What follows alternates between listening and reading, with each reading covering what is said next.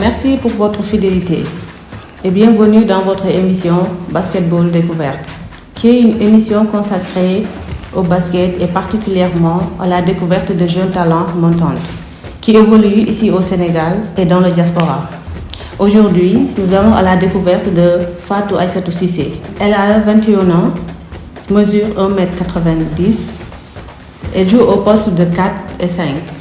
Elle évolue en NF2 à l'ASM Clermont-Ferrand en France. Bonjour Fatou. Bonjour Adama. Fatou, pouvez-vous vous présenter pour ceux qui ne vous connaissent pas en quelques phrases? Moi, je m'appelle Fatou Aïssatou Cissé, j'ai 21 ans.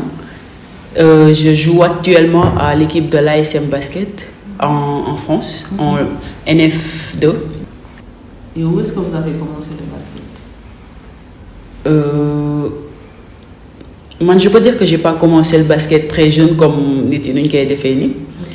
J'ai juste commencé à playground, des basket, après et tout ça. En même temps, j'avais une sœur qui travaillait à côté de chez Michel. Et j'avais une autre sœur aussi qui étudiait là-bas. Du coup, elle m'a proposé si je voulais jouer là-bas et à l'équipe de Jeanne d'Arc de Dakar. Me présenter Nicolas. En ce moment, il y avait Nicolas parce que c'était en période de vacances. Et voilà. J'ai fait 4 ans là-bas. J'ai joué avec l'équipe de cadettes et l'équipe de cadettes de la Jeanne d'Arc. Et avec tonton Cherfal aussi. Presque mon moment premier balle à part Nicolas parce que je suis ici quand de vacances puis Nicolas l'a fait après madame c'est tonton Cherfal. Et voilà, c'était ça en gros. Donc cadette a commencé directement. Ouais, cadette a commencé directement. Ouais. Après defuma mini basket. Non, defuma mini basket, defuma juste cadette après moi là. Après ce voyage. Bon, c'est mon voyage. En Espagne. Ouais. Dans mon école, si en période de vacances là, j'étais en centre de formation qui s'appelle la Fabrica. Bonne que Djopel. Du coup, je me tout le temps. Les gars,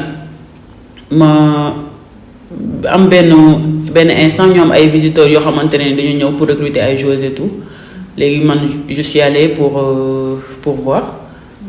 Après ñom ñu intéressé aussi man. Ñu ne pourquoi pas ba xam bëgg nga jouer Espagne et tout ça. Après man tamit j'ai dit oui, mais avant je vais demander à mes parents ba xam dina mëna démé tout ça. Ñu ne après ma laaj samay parents ñu ne si fekkee que ni loolu nga bëgg amul problème. Après ñom tamit ñu d'accord ci décision bobu nonu. Loolu moo yóbbu Espagne. D'accord. Et c'était à l'âge de 14 ans? Oui, c'était à l'âge de 14 ans. Et puis, quand tu es Espagne, naka la ce changement de situation puis du Sénégal à bas âge de l'Espagne? Ouais, c'était compliqué. C'était vraiment compliqué comme tout jeune bu nga xamantene dañ koy jëlé ci dëkkam yóbbu ko ci dëkk bo xamantene c'était totalement inconnu pour moi.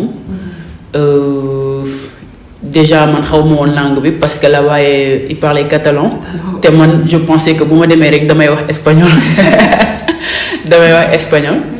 Après voilà, j'ai appris le catalan, j'étais là-bas, j'étais bien accueillie parce que j'avais une famille là-bas, j'avais une famille d'accueil, les Gomez, et après j'avais Pera aussi qui était comme mon père. Et voilà. Ils m'ont bien accueilli. C'était difficile là parce que tout début est difficile. Mais bon, avec l'accueil et tout ça, après, m'ai intégré au Ndank et voilà. Après, bien de installé. Après, comment ça s'est passé? Étudier avec basket? À la base, j'étais venue pour faire études sport. Et voilà, j'ai combiné les deux. C'était pas trop évident parce que la famille dama doon jàngi di basket loolu moo ma fa yóbboon en fait nekkul woon dama dem pour sama famille wala dara. J'étais venue toute seule et j'étais venue pour étudier et en même temps jouer au basket. Ouais. D'accord. Et après quelle équipe nga intégré? Bi ma demee directement Uni Girona la nekk. presque mon ex sama équipe formateur moom foofu la jàngaatee lu bëri parce que xam nga booy dem tamit en plus nga nekk xale dañ lay gën a jàngal et ñoom ñoo ma gën a formé gën ma wanaat détails yi ak base yi et tout ça après voilà. Si bonne catégorie? Cadette. Cadette toujours. Ouais. Cadette parce que à l'âge de bi ma demee à l'âge de 14 ans j'étais cadette junior. Cadette en même temps ñu may surclassé en junior ouais. Et foofu def nga ko ay performances tout en étant jeune. Ouais parce que chaque année dañ doon dem championnat d'Espagne dañ doon qualifier parce que boobu pour nga qualifier championnat d'Espagne il faut nga qualifier championnat de Catalunya mooy championnat bu catalan yi. Et chaque année dañ doon qualifier championnat Catalunya et ñoo doon jël deuxième sur sunu poule après si la ñuy qualifier pour dem championnat d'Espagne. Ouais.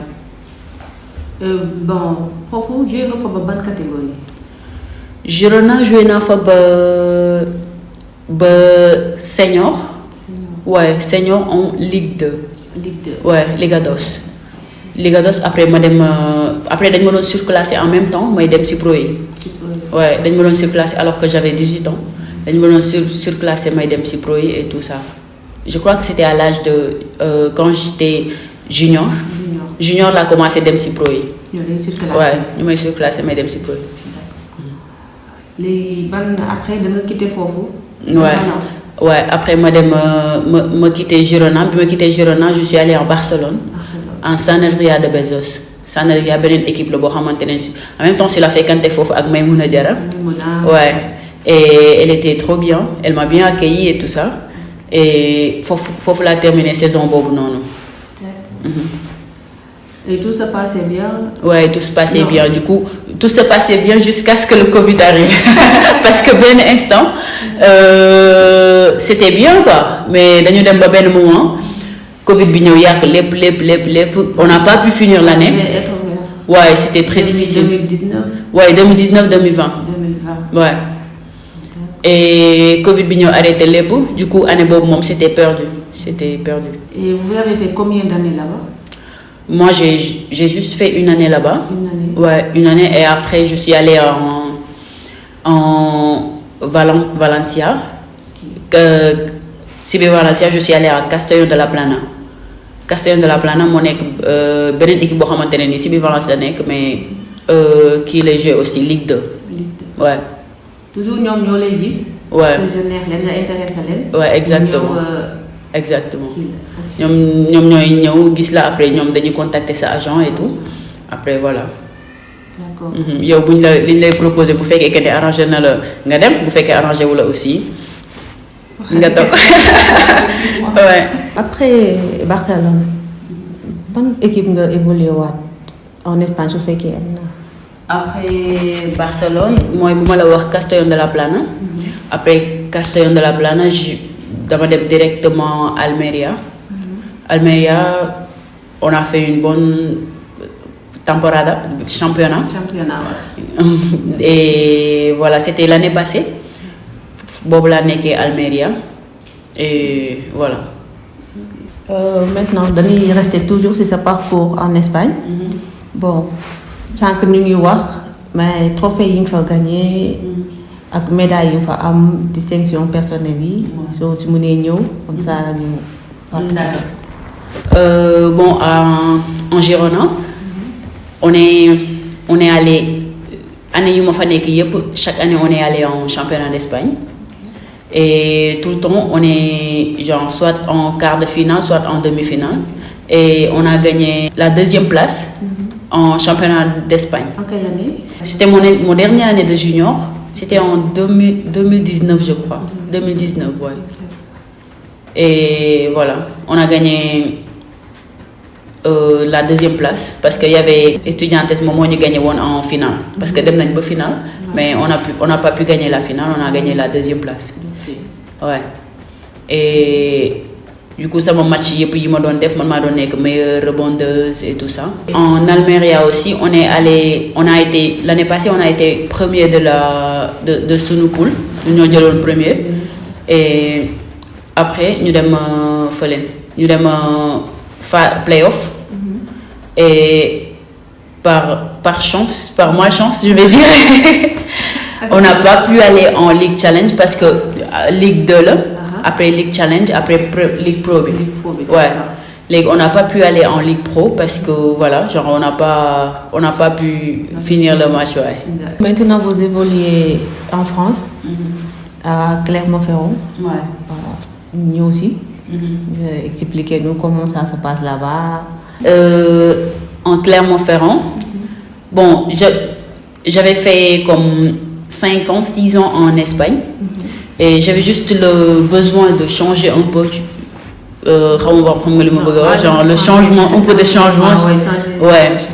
Et voilà, je me suis dit que pourquoi pas France. J'avais des propositions en France. Et j'ai vu que Clermont aussi, équipe où elle venait juste de monter en NF2. Alors je me suis dit pourquoi pas faire ce challenge pour cette année. Et voilà, après nous aussi se sont intéressés Simon dem wax ak kii bi sama agent et tout ça. Après sama agent laajte ma ne ko ouais, pourquoi pas, je vais essayer. De toutes les façons je voulais un changement pour génn Espagne bi tout xool aussi yeneen dëkk yi qu'est-ce que ça va donner et tout ça. Ouais.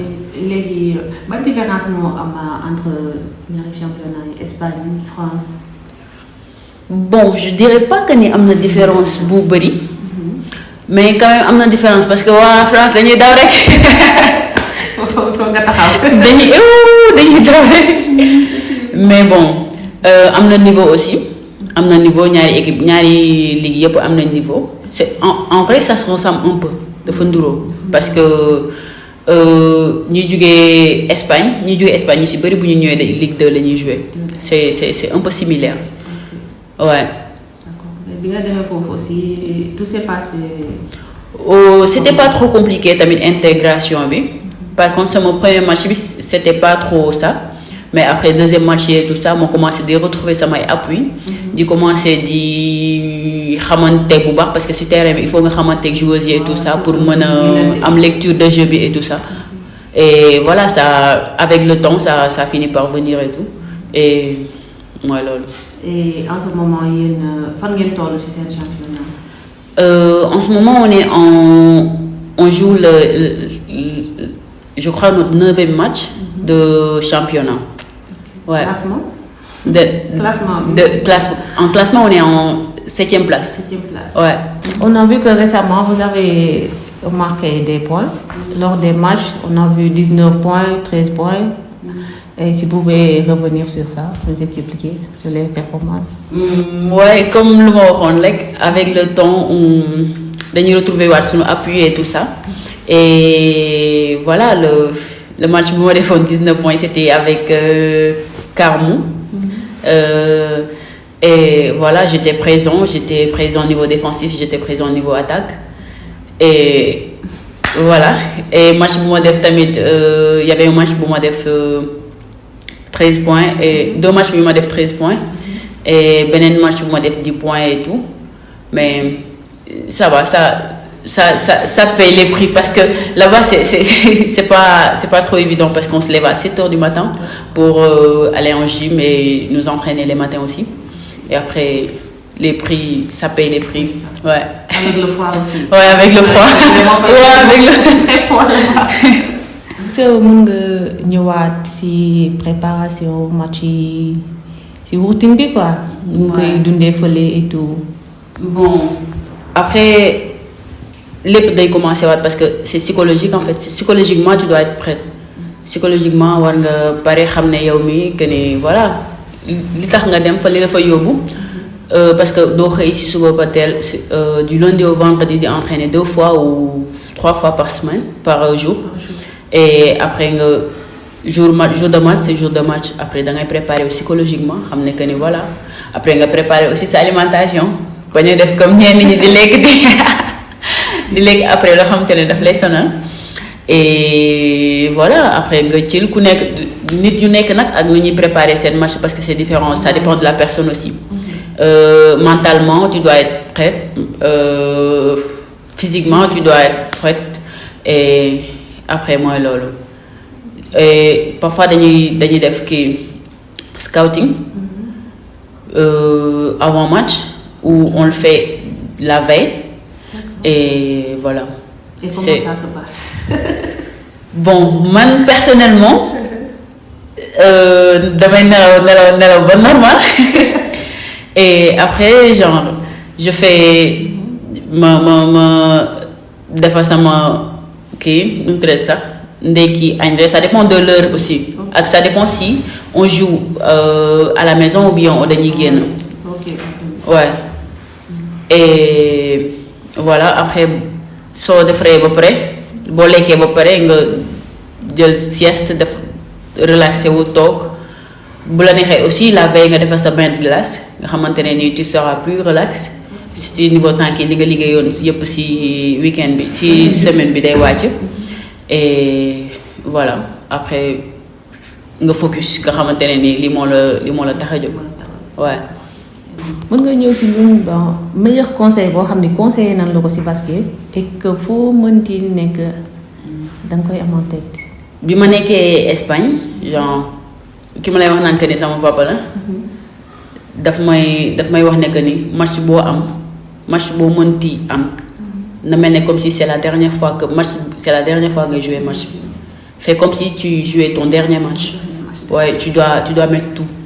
Après voilà léegi lu si mënti am après tu sauras yow mentalement tu sauras que voilà tu as fait l'effort de faire ce truc là ou bien de faire ce truc là et après doo am ay remords quoi naan mënoon fi ma waroon def lii def naa fa lii wala fi ma waroon defee lii defuma fa lii tu vois après tu diras que ne dem naa au bout de l'effort mais ça a pas donné mais dem naa quand même.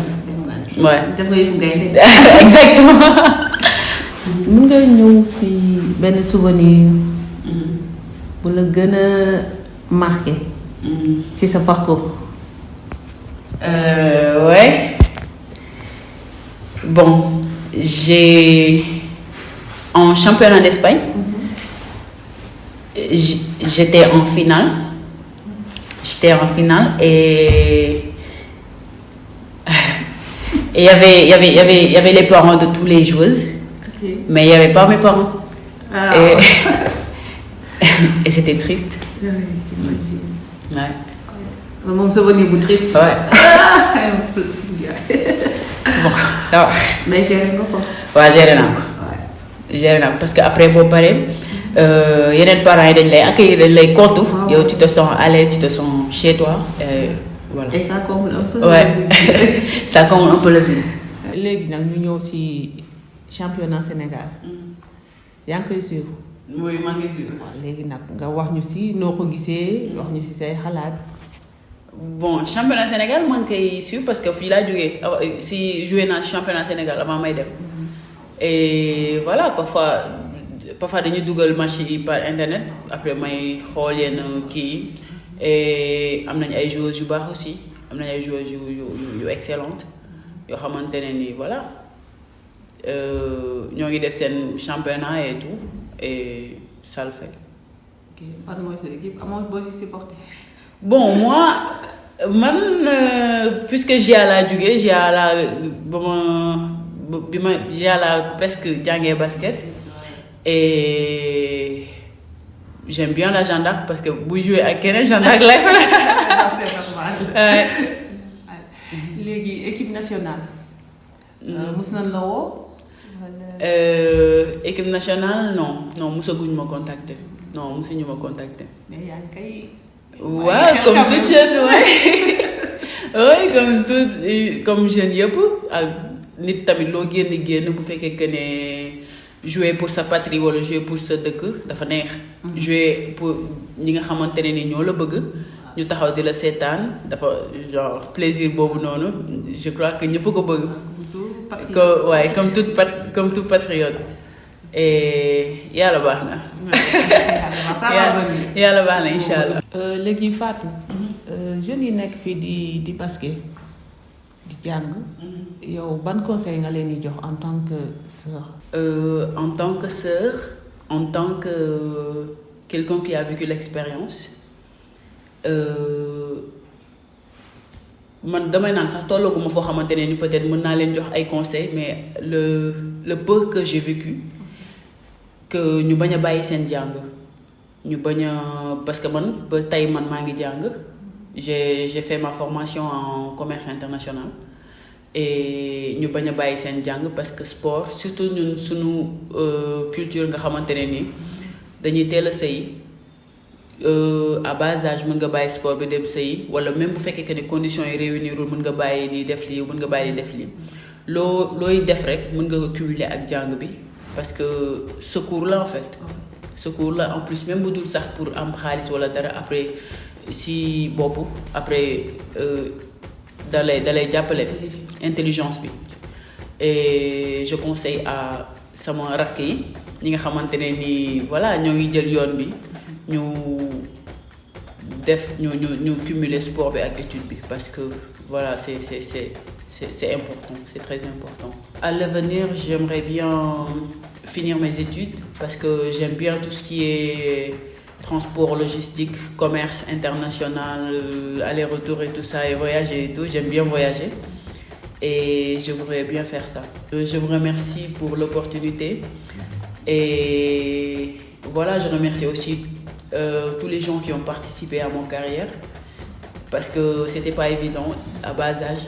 Et il y a beaucoup de gens qui m'ont aidé moralement et financièrement aussi. Et je leur remercie, je leur dis...